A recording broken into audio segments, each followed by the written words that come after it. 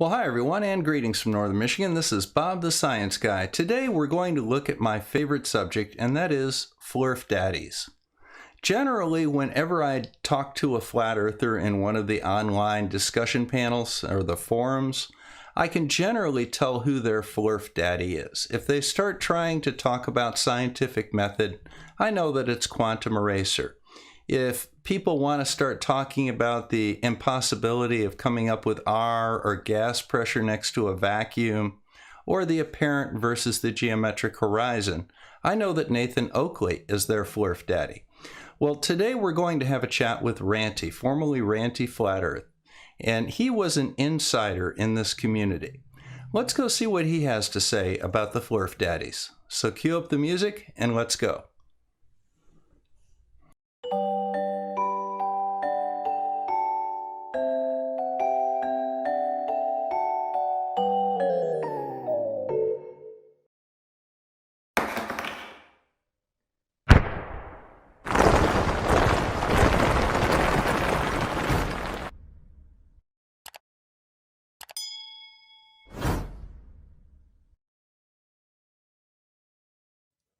Well, I guess we'll find out over the next week or so. So, What are you I going to had look that. for to tell you? Well, I had believed up to now that he was a genuine flat earther, but the way he's behaved since this, since I came out on Conspiracy Cat's video with this proof of drop, and the amount of videos that he's put out to try and bury this information is telling me that he's doing it to protect his income rather than face. If he was a truth seeker, he would be addressing the truth in this image and trying to talk about it in a logical way. A bit like when Brian came on to debate me, he tried to come in and debate me on it, and it didn't fare well for him, unfortunately. But I think Nathan understands that point too. And if he was a genuine truth seeker doing it for his fans and his audience, he would have to come clean and say, look, okay, they've got a white swan. If they want to take it as a white swan, let them have it, right? But we've got the black swan, and move on. Just put it down as like a one-off, an anomaly. At least accept it for what it is. But he won't do that. He won't concede it, and that's very telling to me. Do you think that's typical amongst many of these so-called leaders of the flat earth, the big names?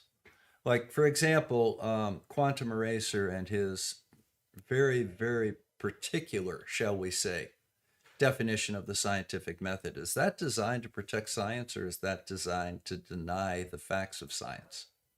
I mean, is he trying to exclude evidence, or is he trying to get quality evidence? No, he's excluding evidence, and I had a massive fallout with him. It was very public. It was on. In fact, that was when I actually left the Flat Earth debates and set up my own show.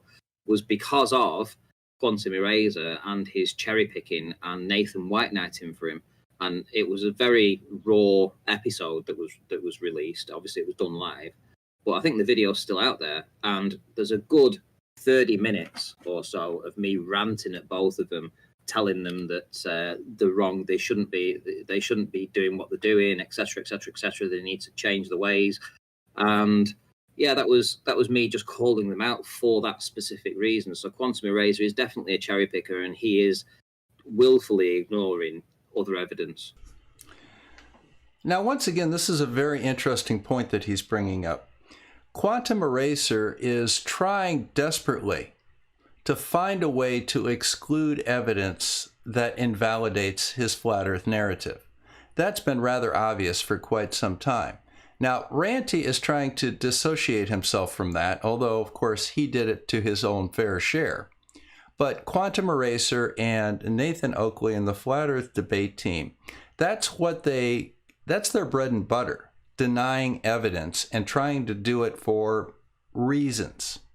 So let's go ahead and continue and hear what he has to say. I've often said that there are two types of people in the flat earth. There are the people that sell t-shirts and the people that buy t-shirts. I think that there are people like Oakley and Quantum Eraser that are using this for their own means. Do you think that there are people out there that actually truly believe that the earth is flat and this evidence is all somehow manufactured, like your evidence, for example? Do you think that there are people out there, however wrongly, that actually believe that that's fake evidence? Yeah, I believe that there's a whole bunch of people out there that are genuinely 100% true flat earthers, and I don't think whatever you say to them that they will come back from that. And as for the people that are putting content out there, it's hard to pick one that I could say is absolute. Well, I am going to pick one person who I actually do think is a true, genuine flat earther and is trying to prove it in any way possible, even though he is just screwing it up royally. And that's Bob Nadell. I genuinely believe that he 1000% believes the earth is flat and that he's going to be the man to prove it. I genuinely believe that. I think he's the only person that I can look at in the whole community and say he is the one person that I could say is the most genuine, truthful, well, not truthful, but the most genuine believer of a flat earth. Now, most of us know the name Bob Nadell. Bob Nadell is from a large flat earth YouTube channel called Globebusters. And several years ago, he took part in a documentary that was called Beyond the Curve. And famously, in that documentary, he related the story where he and his buddies got together and purchased a $20,000 laser ring gyro to test for the rotation of the Earth. Prior to the test, he made it very clear that if the Earth was rotating, they would pick up a 15 degree per hour drift. Well, surprisingly, guess what happened? But what we found is when we turned on that gyroscope, we found that we were picking up a drift, a 15 degree per hour drift. Thanks, Bob.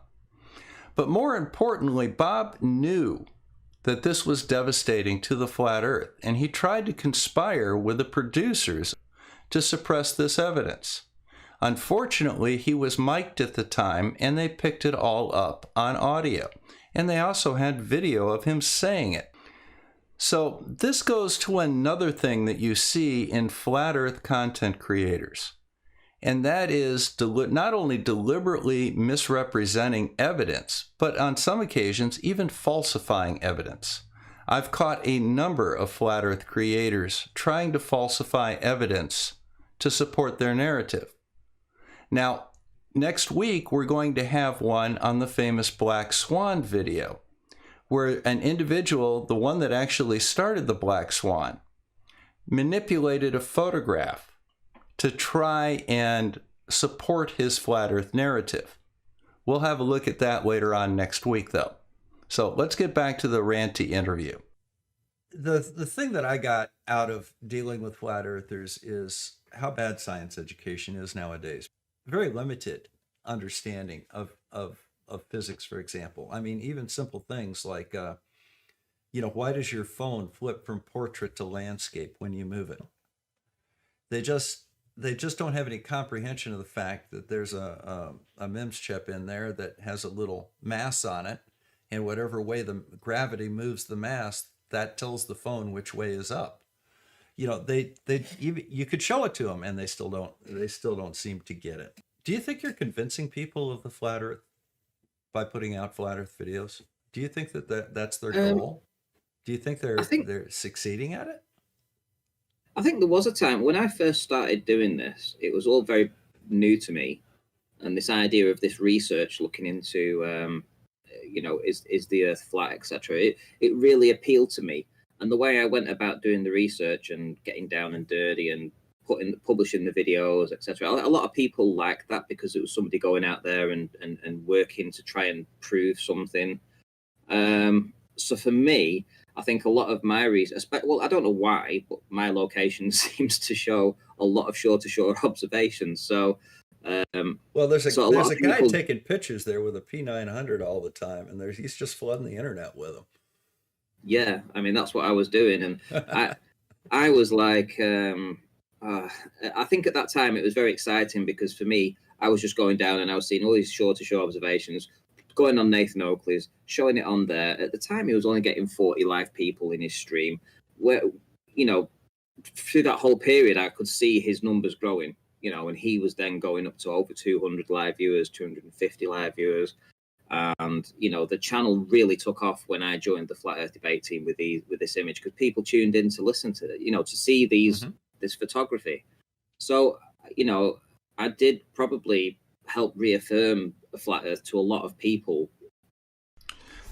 Now, when Ranty was a flat earther, he was actually legend in the debunking community, because he would go out and take all of these photos with his P900 that clearly showed evidence of curvature of the Earth. We considered him one of the best advocates of the globe out there. And I think Ranty said something very profound in this last segment, and that is that his work helped to reaffirm people that were in the flat Earth. It wasn't necessarily bringing new people into the fold, but it was reaffirming and enabling the opinions of people that thought the Earth was flat. Because when he presented his photographs, he called them flat Earth proofs.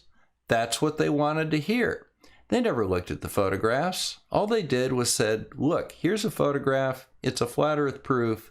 It busts the globe. It debunks the globe.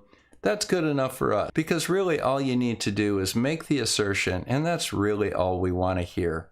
We want to hear that our opinions are validated. So he did indeed help reaffirm people in the flat Earth. I don't think he brought many new people to the flat Earth, though. I don't think flat Earth videos convince thinking adults that the Earth is flat. You have to have somebody that already has a conspiratorial mindset and already thinks the Earth is flat, and then the videos are great for them. Let me ask you a question then. You said something very interesting a moment ago. You were intrigued by the flat Earth. What intrigued you about the flat Earth? Now, we understand our world very well. We understand navigation, the solar system. We've traveled in space. We've got weather satellites that take pictures of the Earth every day. What intrigued you about the possibility that maybe that wasn't right? And why did you think that was a possibility? Well, I didn't. That's the thing. It was I was obviously found YouTube rather late in its YouTube existence, right? Mm-hmm. And when I found it, and then I started getting recommendations for different things. So first it would be about 9/11 or things like that. So I'd watch videos on 9/11 and I was like, oh, wow, this is really interesting. And then another video would pop up something to do with chemtrails, or another video would pop up about something else. And a lot of it was conspiracy minded. So the algorithm would keep punting conspiracy theories to me in the searches or recommendations. And every now and again, I would get an image that would pop up saying, hey, click me because I'm a flat Earth video. And I would laugh at it and I'd be like, there's no way I'm clicking that. That's the most retarded thing I've ever heard in my life. I'm not going to click on a flat Earthers video. What sort of idiot do you think I am? And I didn't. And this went on for about a year, maybe more.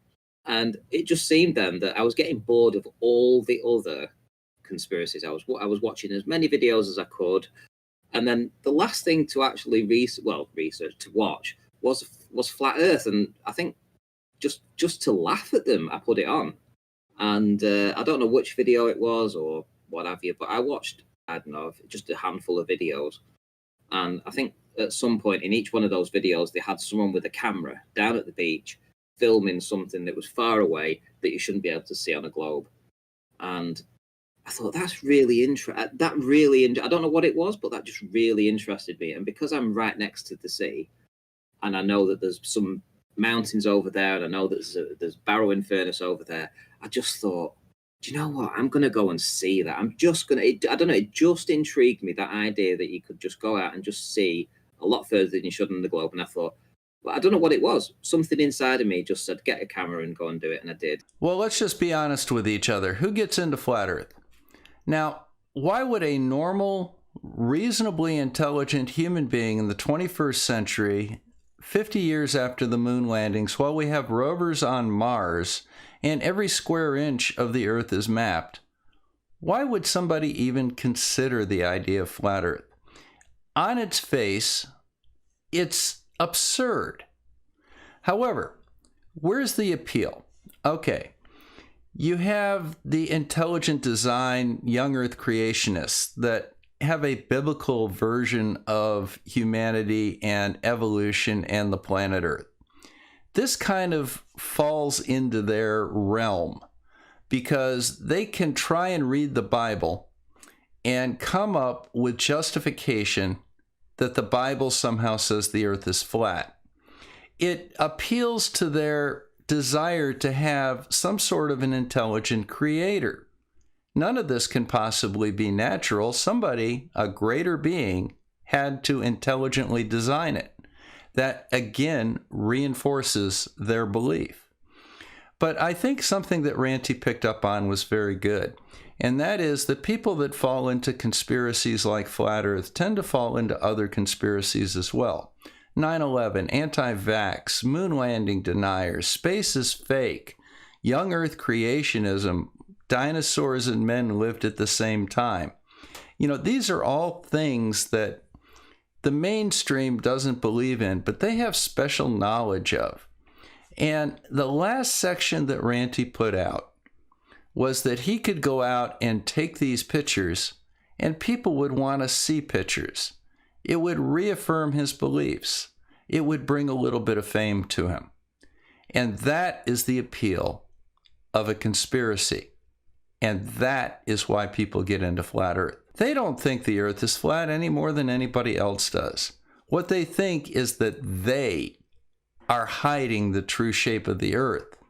And by hiding the true shape of earth, they're hiding God. So let's finish up this interview and see what else he has to say. And then, to be honest, it was Sleeping Warrior that dragged me into the whole community. I mean, the chances are that I would have put half a dozen videos out of me going down to the beach, seeing this, seeing that, seeing the other, and then got bored of it and gone home and then thought of something else to watch and never really picked up the camera again. That would have probably been what would have happened. But after the first video went out, Sleepy Dipshit got in touch with me. Well, I actually put a video out with my name in the title. So obviously I got recommended that. And I'm like, what's this guy doing here? And it said, do I have what was it he put?